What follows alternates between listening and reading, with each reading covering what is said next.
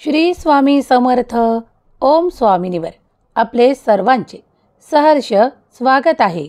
भगवान विष्णूंना अत्यंत प्रिय असलेली श्री तुलसी माता हरे प्रिया रोपाच्या स्वरूपात आपण आपल्या घरी विद्यमान केली आहे का? तिचे संगोपन आपण करता का? आपणही तुळशीला रोज पाणी देता का? तिचे संगोपन करता का?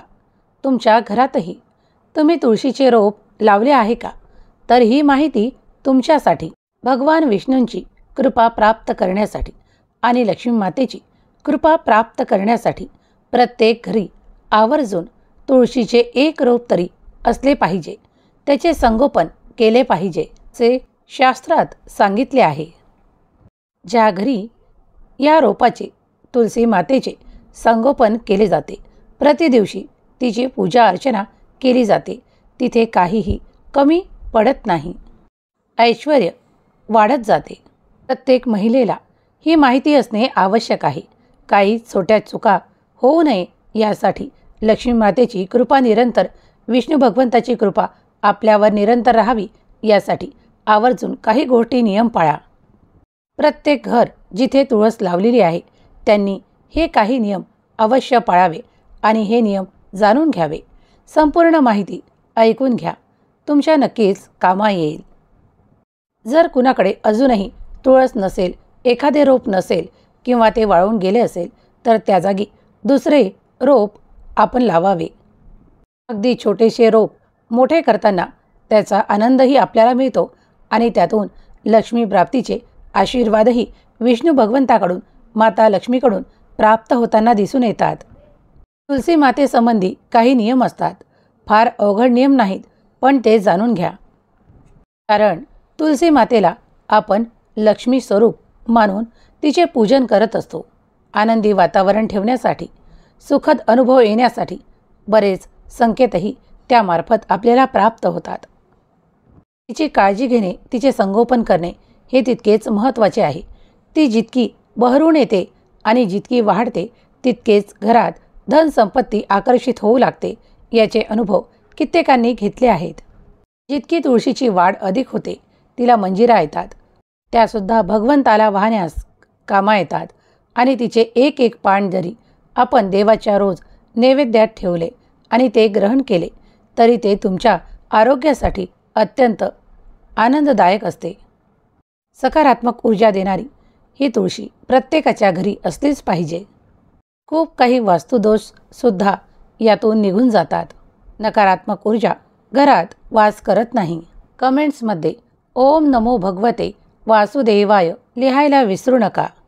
सर्वप्रथम पहिला नियम, आंघोळीशिवाय तुलसी मातेला स्पर्श करू नये. तिला आंघोळीशिवाय पाणीही अर्पण करू नये. ते पवित्र झाड मानल्या जाते, म्हणूनच आंघोळी अगोदर त्याला पाणी घालू नये, स्पर्श करू नये. आणि जर महिलांची मानसिक धर्म असेल तर त्यावर सावली देखील पाडू नये असे शास्त्रात सांगितले आहे. त्याचप्रमाणे सूर्यास्तानंतर तुळशी मातेचे पानही तोडू नये किंवा तिला स्पर्श करू नये.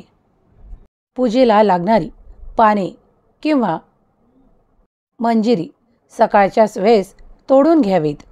औषध म्हणून कधीकधी या तुलसी मातेच्या पानांचा उपयोग केला जातो, ती सुद्धा सकाळच्याच वेळेस तोडून घ्यावीत. त्याचप्रमाणे तुलसी मातेची पाने तोडत असताना नखाचा वापर, कात्रीचा वापर करू नये किंवा धारदार वस्तूंचा वापर करू नये, तर अलगद तोडून घ्यावे. सर्वप्रथम तोडायच्या अगोदर तिला नमस्कार करावा आणि त्यानंतर पाने मंजिरी तोडावी. त्याप्रमाणे आपण एखाद्या व्यक्तीची वस्तू मागत असताना त्यांची आज्ञा घेतो, त्याचप्रमाणे त्या तुलसी मातेची आज्ञा घेतल्यानंतरच त्याचे पान, त्याचे मंजिरी तोडावी. तुलसी मातेला लावण्यासाठी नेहमीच कुंडीचा वापर करा. त्या कुंडीत इतरत्र काहीही झाड नसावे, फक्त तुलसी माताच त्यात वाढू द्यावी, म्हणजे ती चांगल्या प्रकारे फुलून येते. संध्याकाळी तिच्यासमोर दिवा अगरबत्ती लावावा, पूजन करावे, नमस्कार करावा. तुळशी मातेला जल अर्पण करायचे काही नियम आहेत. जर रविवार असेल, एकादशीचा दिवस असेल, द्वादशीचा दिवस असेल तर तुळशीला चुकूनही पाणी घालू नका. तुळशीला एकादशीला आणि रविवारच्या दिवशी उपवास असतो आणि जो निर्जला व्रत असते, त्यामुळे जेव्हा आपण तुळशीला पाणी घालतो तेव्हा तुळशीचे व्रत आहे आपल्यापासून पाणी घातल्यानंतर मोडले जाते. म्हणून तेव्हा त्या तुळशीच्या रोपाला रविवारी पाणी घालू नये किंवा एकादशीला पाणी घालू नये. चे व्रत मोडल्याचे पाप आपल्यावर लागते, म्हणून हे त्या दिवशी पाणी घालू नये असे शास्त्रात सांगितले आहे.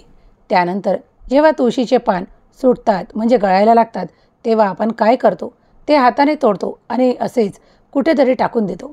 पण ते कुठेही न टाकता एखाद्या मातीच्या ठिकाणी टाकावे, जेणेकरून ते विसर्जित होते. आणि त्याचप्रमाणे देवावर वाहिलेल्या मंजिरीसुद्धा तुम्ही परत तुळशीच्या त्या कुंडीत टाकू शकता. त्यामुळे अनेक रोपटे निघू शकतात आणि ते पायाखाली इतरत्रही येत नाही. त्याचा मान सन्मान होऊन ते त्या ठिकाणी योग्य ठिकाणी विसर्जित होते आणि मातीत विलीन होते. नवीन रोप लावले असेल तर त्याची नीट काळजी घ्या. त्याला रविवार आणि एकादशी सोडून पाणी घाला, ते वाढी लागेल. छान बहरलेली तुळस प्रत्येकाला आकर्षित करते आणि आनंदही देते. जर एखाद्याची तुळस वाळली असेल तर ती उपटून फेकून न देता त्याच्या काड्या सर्व वेगवेगळ्या करून त्याला वाळू घाला. त्याची पावडर करा किंवा त्या काड्यांना तुपात डुबवून त्याच्यावर कापसाचा एक थर देऊन त्याची आपण विष्णू भगवंतांना ओवाळण्यासाठी दीप बनवू शकतो. तुळशीचे अनेक औषधी गुणधर्मही आहेत. त्या वाळलेल्या काड्यांपासून आपण पावडरही बनवून ठेवू शकतो. ती पावडर आपण पाण्यामध्ये घेतल्यास आपल्या आरोग्यात कमालीचे फायदे दिसून येतात आणि तुळशी मातेचाही आपल्या जीवनात उपयोगही होईल.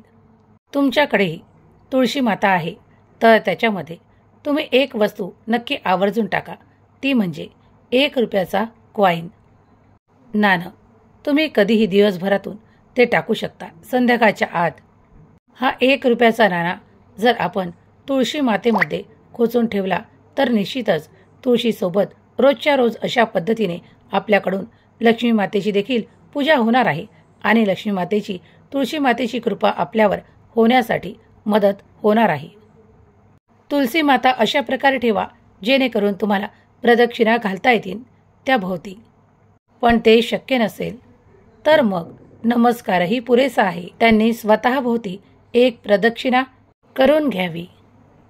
त्याप्रमाणे तुळशी मातेलाच आपण प्रदक्षिणा घालत आहोत असे मानावे.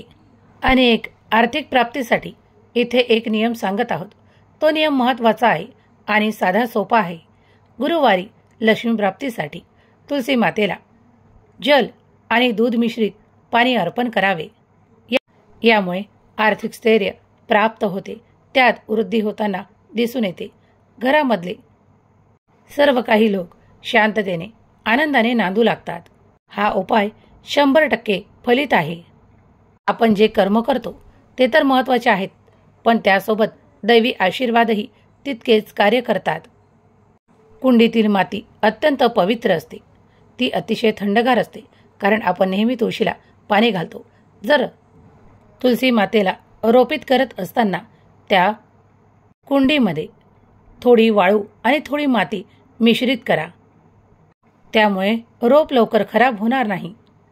ज्याप्रमाणे 1 रुपयाचं नाणं आर्थिक प्राप्तीसाठी आपण तुळशी मातेला अर्पण करून त्या मातीत खोचत आहोत, त्यामुळे सुख, समृद्धी आणि आनंद आकर्षित होतो. त्याचप्रमाणे कुणाकडे शालिग्राम असतील तर ते श्रीहरीचे विष्णूंचंच एक रूप मानलं जातं. तेही तुळशी मातेत ठेवले जाते. तुळशी मातेला जपण्यासाठी खूपच पाणी घालायची आवश्यकता नाही.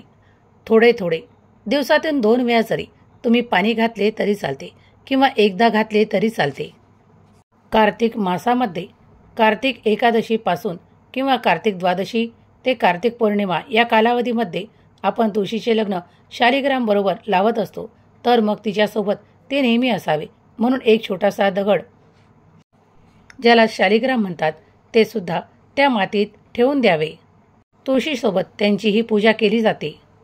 एक फुलवातीचं तूप घातलेले निरंजन तुळशी मातेला लावायचं, त्यानेच ओवाळून घ्यायचं.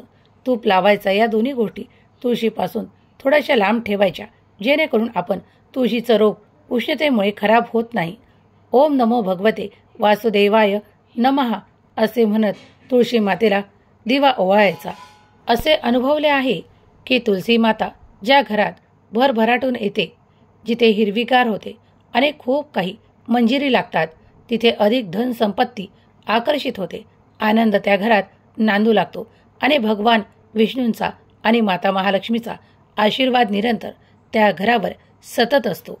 त्यामुळे निरंतर तुलसी मातेची काळजी घ्या, तिला बहरू द्या, तिचे चांगले संगोपन करा. जय तुलसी माता लिहायला कमेंट्समध्ये विसरू नका. ओम स्वामिनीला पहिल्यांदा भेट देत असाल तर सबस्क्राईब करायला विसरू नका. ही माहिती तुम्हाला आवडली असेल तर लाईक करा. व्हिडिओला शेअर करायला विसरू नका. तुलसी माता तुमची प्रत्येक इच्छा पूर्ण करो, तुमच्या घरी बहरून येऊ, हीच लक्ष्मी माता चरणी प्रार्थना. ओम स्वामिनीला वेळ दिल्याबद्दल धन्यवाद. श्री स्वामी समर्थ. जय जय स्वामी समर्थ.